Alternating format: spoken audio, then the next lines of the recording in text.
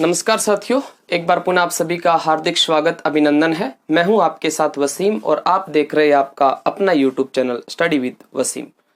तो साथियों, पिछले 2-3 दिन से थोड़ी तबीयत ठीक नहीं थी, जिसके कारण वीडियो नहीं बना पाया। आज कुछ अच्छा फील कर रहा हूं, इसलिए मैंने सोचा कि आज भी आपके लिए वीडियो बना दिया जाए।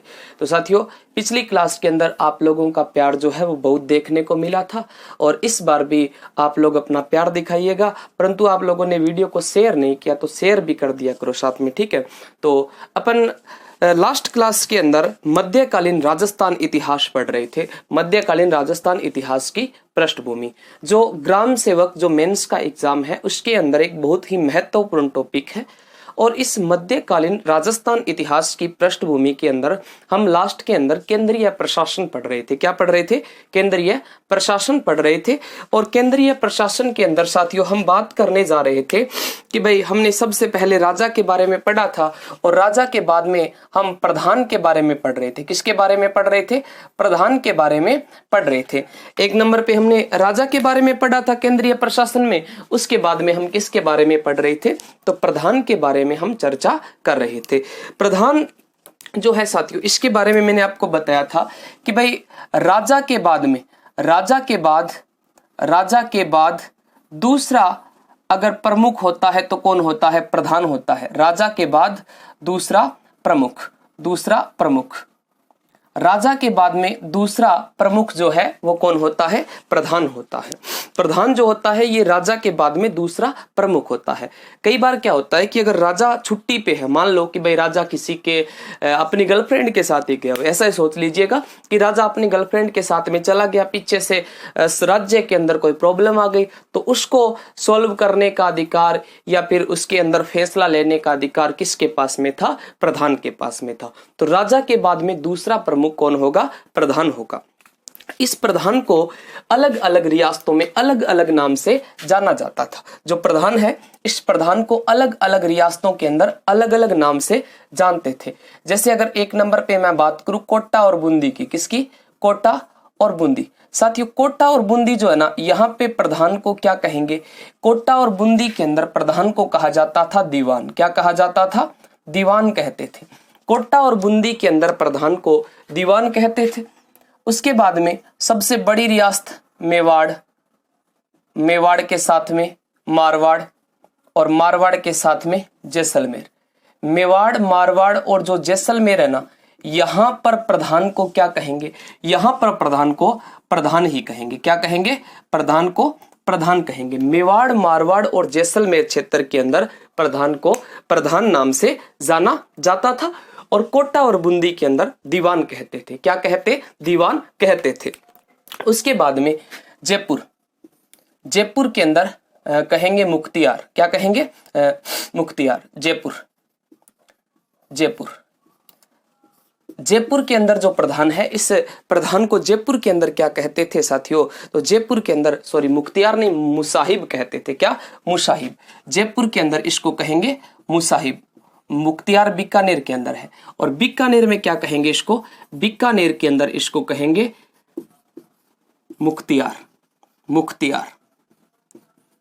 मुख्तियार।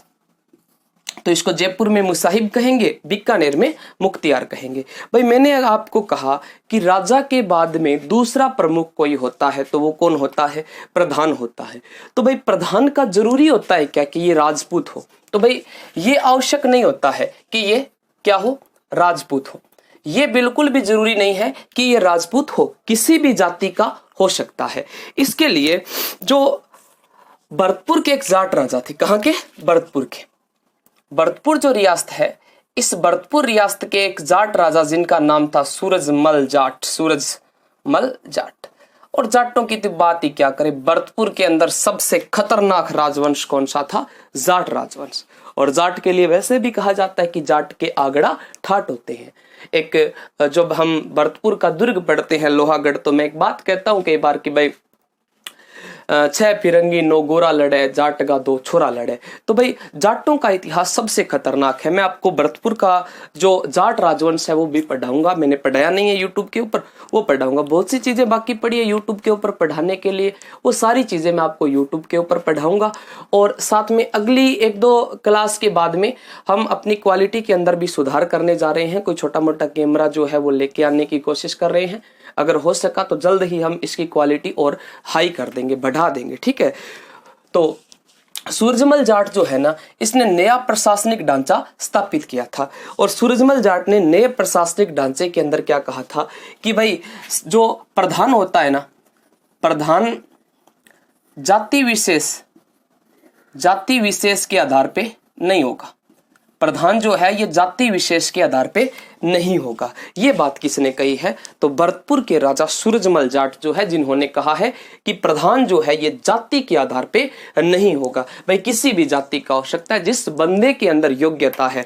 अब ये सूरजमल जाट एक योद्धा भी था, लेकिन साथ में इसके अंदर और भी कई सारी योग्यताएं थी। तभी तो इसने इस बात का चयन किया है कि भाई प्रधान जो है वो जाति विशेष के आधार पे नहीं चुना जाएगा। जैसे कई बार मैं बताता हूं कि अलवर रियासत के जो जय सिंह थे, अलवर रियासत वाले जय सिंह जो है, इसने एक बार अंग्रेजों को बोल दिया था कि भाई मैं तो जो है वो पूरा का पूरा अपना प्रशासन जो है वो किसको सौंप दूंगा? जनता को सौंप दूंगा। मैं उनका नाम मात्र का राजा बनकर रह जाऊंगा, जैसे राष्ट्रपति होता है। तो भाई ये उस जयसिंह के अंदर भी एक अलग क्वालिटी थी, और इधर भरतपुर के सूरजमल जाट के अंदर भी एक अलग क्वालिटी थी, और खतरनाक वाली क्वालिटी थी। इस बंदे ने क्या कहा? इसने कह दिया कि भाई प्रधान जो होता है वो जाति के आधार पे हम नहीं चुनेंगे। तो ये कौन सी व्यवस्था? तो हमने केंद्रीय प्रशासन पढ़ रहे थे प्रशासनिक व्यवस्था में। किसमें? मध्यकालीन राजस्थान की पृष्ठभूमि में हम पढ़ रहे थे प्रशासनिक व्यवस्था, और प्रशासनिक व्यवस्था में हम केंद्रीय प्रशासन पढ़ रहे, जिसमें सबसे पहले हमने राजा के बारे में चर्चा किया, राजा के बाद में हम प्रधान के बारे में चर्चा किया, उसके बाद में हम नाइब ए, अगला जो हमारा जो पद है दीवान ए बख्शी के बारे में बात करेंगे। दीवान ए बख्शी के बारे में, दीवान ए बख्शी 2 नंबर पे राज प्रधान था, 3 नंबर पे हो जाएगा दीवान ए बख्शी। दीवान ए बख्शी, दीवान ए बख्शी। ये दीवान ए बख्शी जो था ये सेना विभाग का अध्यक्ष था। कौन से विभाग का? सेना विभाग का अध्यक्ष। सेना विभाग का अध्यक्ष। इस सेना विभाग के अध्यक्ष को क्या कहेंगे? दीवान ए बख्शी कहेंगे। ध्यान रखना, दीवान ए बख्शी कहेंगे। और पिछली क्लास में मैंने आपको बताया था कि जैसे ही हमारा टॉपिक पूरा हो जाएगा ना, तो एक टेलीग्राम चैनल है स्टडी विद वसीम के नाम से। टेलीग्राम के ऊपर एक चैनल बना है स्टडी विद वसीम के नाम से। तो इस चैनल के ऊपर आपको पूरी की पूरी पीडीएफ जो है ये मिल जाएगी। तो पहले आप इसको समझ लेना, वरना पीडीएफ बिल्कुल भी समझ में नहीं आएगी। और आपसे रिक्वेस्ट है कि भी थोड़ा बहुत शेयर सार अगर करे तो कर देना भाई। सेना विभाग का अध्यक्ष होगा दीवान ए बख्शी।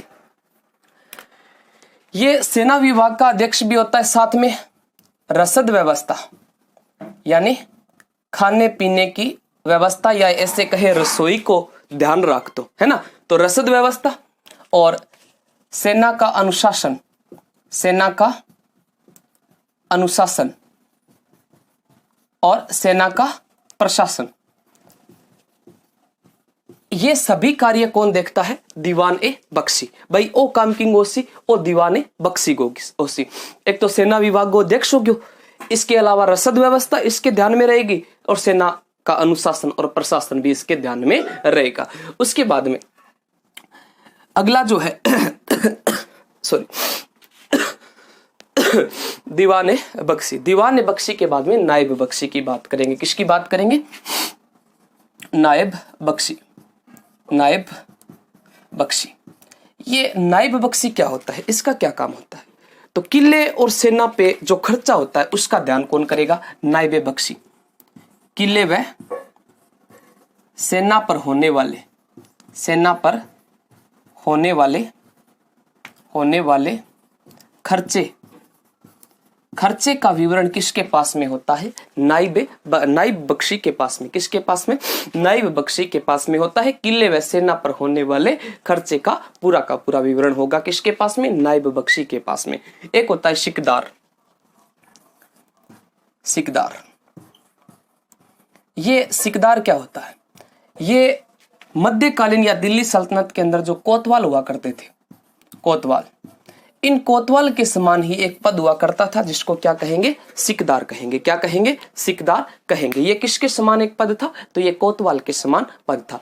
और ये गैर सैनिक कर्मचारी जो हुआ करते थे उनकी तनख्वाह का या उनके वेतन का देख रेख थी इसके पास में। गैर सैनिक कर्मचारी, गैर सैनिक कर्मचारी के वेतन की देखरेख। यानी यूं कहें कि भाई कई बार क्या होता है, किसी बंदे को नौकरी की जरूरत है और यहाँ हमारे राजा महाराजाओं को तो सैनिकों की आवश्यकता रहती थी। तो जब कोई अगर ऐसे आएगा गैर सैनिक जो पहले से सैनिक नहीं था या सेना में भर्ती नहीं था, तो ऐसे आदमियों का ध्यान रखना या उनके वेतन के बारे में पूरा का पूरा विवरण कौन रखेगा? सिकदार रखेगा। कौन? सिकदार रखेगा। तो ये साथियों अपना प्रशासनिक व्यवस्था कंप्लीट होती है। अब हम सामंत व्यवस्था के ऊपर चर्चा करेंगे। तो पहले कुछ बेसिक बातें हैं जो मैं आपको पहले लिख देता हूं और उसके बाद में समझा दूंगा। फिर आगे अगर कुछ अच्छी बातें उसके अंदर आएगी जैसे समझाने वाली, वो मैं आपको अलग से समझा दूंगा। तो पहले मैं इसको नोट करूंगा, उसके बाद में आपको एक एक कंसेप्ट क्लियर करवा दूंगा। तब तक आप इसका स्क्रीनशॉट लीजिएगा।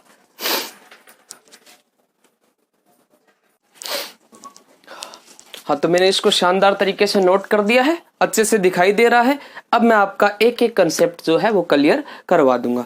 तो देखिएगा, देखो हमने प्रशासनिक जो व्यवस्था है उसको तो पढ़ लिया है और अब हम पढ़ने जा रहे हैं सामंत व्यवस्था को। किसको पढ़ेंगे? सामंत व्यवस्था को। प्रशासनिक व्यवस्था को पढ़ लिया, अब हम साथियों सामंत व्यवस्था को पढ़ेंगे। भाई सबसे पहले तो मैं आपको बता दूं कि सामंत होते कौन है। हम बार बार पढ़ते हैं कि उस राजवंश के सामंत, उस राजवंश के सामंत। दरअसल ये सामंत होते कौन है? सामंत जैसे कोई राजा है, उस राजा की हो गई मृत्यु, तो उस राजा का जो बड़ा पुत्र है वही राजा बनेगा, बाकी जो छोटे पुत्र है वो तो राजा नहीं बनेंगे। अब छोटे पुत्र राजा नहीं बनेंगे तो फिर वो क्या बनेंगे? तो जो राजा बना था वो राजा उन छोटे पुत्रों को कुछ भूमि देगा। भाई भूमि तो देनी पड़ेगी, अगर भूमि नहीं देगा तो वो छोटे पुत्र जीवन यापन कैसे करेंगे? भाई राजा के बेटे तो राजा ही कहलाएंगे।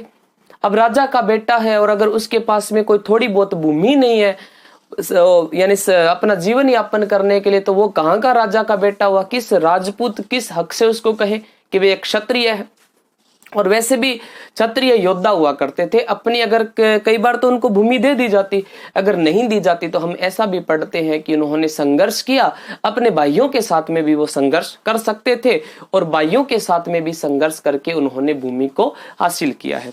लेकिन सामंत व्यवस्था के आधार पर देखें तो उनको भूमि आवंटित की जाएगी और उस भूमि के वो क्या होंगे? उसी भूमि के या उसी जागीर के वो क्या कहलाएंगे? सामंत कहलाएंगे। मध्यकाल में इनको क्या कहा जाता था साथियों? मध्यकाल के अंदर इन सामंतों को जागीरदार कहा जाता था। अब जैसे कोई राजा है, उस राजा के छोटे भाई जो है वो सामंत बन गए।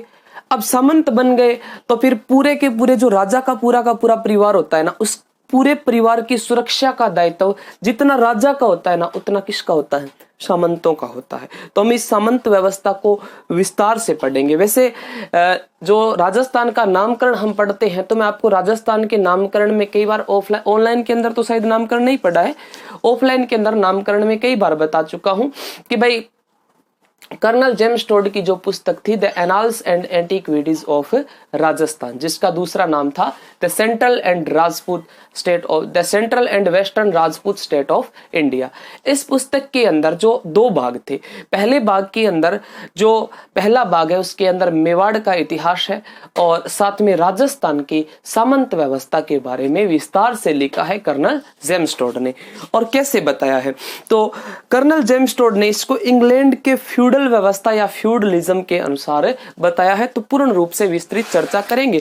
देखिएगा, देखो सामंत व्यवस्था कि सामंत जो व्यवस्था है ये रक्त संबंध पर आधारित है। मैंने अभी अभी आपको बताया कि भाई राजा के जो छोटे भाई होते हैं वही क्या होते हैं? सामंत होते हैं। जैसे मेवाड़ के सामंत होंगे तो मेवाड़ के या तो रावल होंगे और या क्या होंगे? सिसोदिया होंगे, तो वही क्या होंगे? सामंत। राठौड़ों के सामंत क्या होंगे? राठौड़ होंगे। उसी प्रकार से ये रक्त संबंध पर आधारित है। सामंत व्यवस्था का उल्लेख राजस्थान में सर्वप्रथम कर्नल जेम्स टोड ने किया। मैंने अभी आपको बताया कर्नल जेम्स टोड की पुस्तक का नाम भी the annals and antiquities of Rajasthan, जिसका दूसरा नाम था the central and western Rajput state of India. Colonel James Tod ने किया था और इसको इंग्लैंड की फ्यूडल व्यवस्था के समान बताया है, यानी इंग्लैंड की जो फ्यूडल व्यवस्था है या जो फ्यूडलिज्म है उसके समान बताया है। किसको? सामंत व्यवस्था को, वो भी किसकी? राजस्थान की। ठीक है, राजा में यानी राजस्थान में सामंत व्यवस्था का मूल तत्व क्या था? तो राजस्थान में इस सामंत व्यवस्था का मूल तत्व था शासक, यानी कि राजा। जैसे मैंने आपको अभी बताया कि अगर कोई राजा है और उस राजा की हो जाए मृत्यु, और राजा की मृत्यु के बाद में जो राजा का पुत्र होता है वो क्या बनता है? राजा बनता है। राजा की मृत्यु के बाद में राजा कौन बनेगा? उसका पुत्र बनेगा। और जो छोटे भाई होते हैं उनको क्या देता है? जागीर या भूमि देता है। और इस जागीर या भूमि के जो स्वामी होते हैं वो क्या कहलाते हैं? सामंत कहलाते हैं। और मैंने ये भी लिखा है यहाँ पे कि मध्य काल के अंदर इनको क्या कहते थे? जागीरदार कहते थे। क्या? जागीरदार कहते थे। मध्य काल के अंदर सामंतों को जागीरदार कहा जाता था। आगे देखिएगा, सामंतों का इस जागीर पर जन्मजात अधिकार था। भाई मैंने प्रशासनिक व्यवस्था में आपको एक चीज बताई थी कि भाई उस व्यक्ति की मृत्यु होने के बाद में, प्रधान की मृत्यु होने के बाद में उस भूमि को क्या कर दिया जाता था? खालसा घोषित कर दिया, यानी उसके जो पुत्र है वो आगे चलकर उस भूमि के ऊपर अधिकार, अपना आधिपत्य नहीं जमा सकते। ठीक है, लेकिन सामंत व्यवस्था के अंदर ऐसा सीन नहीं था। इसके ऊपर इनका जन्मजात अधिकार था कि भाई अगर राजा की मृत्यु भी हो जाए तो इस भूमि को दूसरा राजा आए या फिर उस सामंत का जो पुत्र है वो उस भूमि का सामंत बन गया, उसको हटा नहीं सकता, भूमि को खालसा घोषित नहीं कर सकता। ये इनकी व्यवस्था रहेगी। लेकिन आगे चलकर मध्यकाल में बहुत सारे परिवर्तन देखने को मिलेंगे और परिवर्तन के मद्देनजर रखते हुए इस व्यवस्था के अंदर बहुत सारे बदलाव आएंगे, क्योंकि हमारे 1562 ईस्वी के अंदर मुगलों का प्रभाव बढ़ गया था और मुगलों के साथ में संधि की व्यवस्था भी प्रारंभ हो गई थी, जिसके बाद में हमारे जो राजपूत राजा थे वो मुगलों के क्या बन गए थे? मनसबदार बन गए थे। तो फिर सामंतों की जो स्थिति थी वो थोड़ी सी कमजोर हो जाएगी। क्यों? क्योंकि अब देखो सामंतों का काम, आगे चलकर हम और भी बात करेंगे कि सामंतों के क्या क्या काम होते हैं। जैसे अगर कोई राजा है, उसके उत्तराधिकारियों में राजा को दिक्कत आ रही है, अपना पुत्र राजा कौन से को बनाया जाए। जैसे मैंने आपको बहुत बार बताया रायमल के बारे में। रायमल के पुत्र थे 4-5 जो पुत्र थे उनमें राणा सांगा सबसे छोटा था और रायमल अपने जीते जी कभी उनमें से किसी एक को उत्तराधिकारी नहीं चुन सका था। तो ऐसी व्यवस्था हो जाती तो वहां पर इससे ऐसे सिचुएशन के अंदर निर्णय कौन लेगा? सामंत राजा को बता दिया करते थे कि महाराज हम आपसे बेहतर जानते हैं, है ना, कि हम आपसे बेहतर जानते हैं कि इनमें से कौन सा अच्छा हो सकता है, कौन सा राजा बनने के लायक है या नहीं है। लेकिन मध्यकाल के अंदर मुगलों की वजह से ऐसी व्यवस्था नहीं रही थी, क्योंकि अगर ऐसी सिचुएशन आए तो मुगल जो थे वो अपने हिसाब से एक राजा चुन लेते थे और अगर जो सामंत थे उस राजा का विरोध भी करे तो उनका विरोध नहीं चलता था और आगे चलकर इनकी भूमि को भी खालसा घोषित किया जाने लगेगा। ठीक है, देखो यहाँ पर मैंने लिखा है कि सामंत राजा के परिवार के सदस्य होने के नाते परिवार की सुरक्षा का दायित्व राजा और सामंतों का सामूहिक रूप से होता है। मैंने आपको अभी बताया कि जो परिवार राजा का होता है वही परिवार किसका होगा? सामंतों का होगा। जो परिवार राजा का है वही किसका रहेगा? सामंतों का रहेगा। तो फिर जितना दायित्व राजा का बढ़ता है ना, उतना दायित्व परिवार की रक्षा करने का किसका बढ़ता है? सामंतों का बढ़ता है, सामंतों का बढ़ता है। ठीक है, तो अब देखो कि राजा और सामंतों के मध्य संबंध कैसा था? भाईचारे का संबंध था, क्योंकि भाई भाई हुए तो भाईचारे का इनके अंदर क्या हो जाता? संबंध हो जाता था। क्या अब कई बार क्या आप पूछोगे कि भी सर सामंत जरूरी है क्या कि उसकी भाई बने? भाई और काका ताया का कोई नहीं हो सके? कि बिल्कुल हो सकते हैं। सामंत उस परिवार के रिलेटेड जो बंदे वो सारे के सारे सामंत हो सकते हैं। ठीक है, उसके बाद में है सामंत व्यवस्था का प्रारंभ के अंदर कई अलग अलग इतिहासकार हैं जो अलग अलग मत बताते हैं। यहां से प्रश्न सीधे उठ सकते हैं भाई कि प्रोफेसर राय चौधरी के अनुसार सामंत व्यवस्था कब प्रारंभ हुई थी? 6ठी शताब्दी के अंदर। कब प्रारंभ हुई? 6ठी शताब्दी के अंदर। किसके अनुसार? प्रोफेसर राय चौधरी के अनुसार। डीडी कौशाम्बी के अनुसार गुप्त काल के बाद में यह व्यवस्था प्रारंभ हुई थी। डीडी कौशाम्बी के अनुसार गुप्त काल के बाद में व्यवस्था प्रारंभ हुई थी। R.S. शर्मा के अनुसार चौथी शताब्दी में प्रारंभ हुई और 11वीं और 12वीं शताब्दी के अंदर विकसित हुई थी। तीनों ने अलग अलग मत दिए। प्रोफेसर राय चौधरी कहता है छठी शताब्दी के अंदर प्रारंभ हुई। डी.डी. कोशाम्बी कहते हैं गुप्त काल के बाद प्रारंभ हुई। R.S. शर्मा के अनुसार चौथी शताब्दी में प्रारंभ हुई और 11वीं और 12वीं शताब्दी के अंदर विकसित होती है। ठीक है। रूसी इतिहासकार नाम है कोवालस्वी। क्या नाम है? कोवालस्वी। रूसी इतिहासकार का नाम है कोवालस्वी। ये कहता है कि मुस्लिम आक्रमण के बाद में राजस्थान के अंदर सामंत व्यवस्था या पूरे भारत के अंदर सामंत व्यवस्था लागू हुई थी। और आप सभी को पता है कि भारत के अंदर पहला यानी 712 के अंदर अरब आक्रमण होता है और 932 के अंदर मुस्लिम आक्रमण, फिर 985-86 के अंदर आएंगे, फिर गजनवी और गोरी आएंगे। ठीक है। तो वो बातें हम इंडिया हिस्ट्री के अंदर पढ़ लेंगे। ठीक है। 5 नंबर पे राजस्थान के अंदर राजपूत शासन के बाद में कौन सी व्यवस्था प्रारंभ हुई थी? सामंत व्यवस्था। राजस्थान की कई रियासतों में यह परंपरा थी कि राजा खालसा भूमि भी किसको देता था? सामंतों को देता था। वैसे तो मैंने पहले आपको बता दिया कि भाई राजा जो था वो अपने छोटे भाइयों को भूमि देगा और उस भूमि के जागीरदार या सामंत जो होंगे वो सामंत कहलाएंगे, जो होगा वो सामंत कहलाएगा।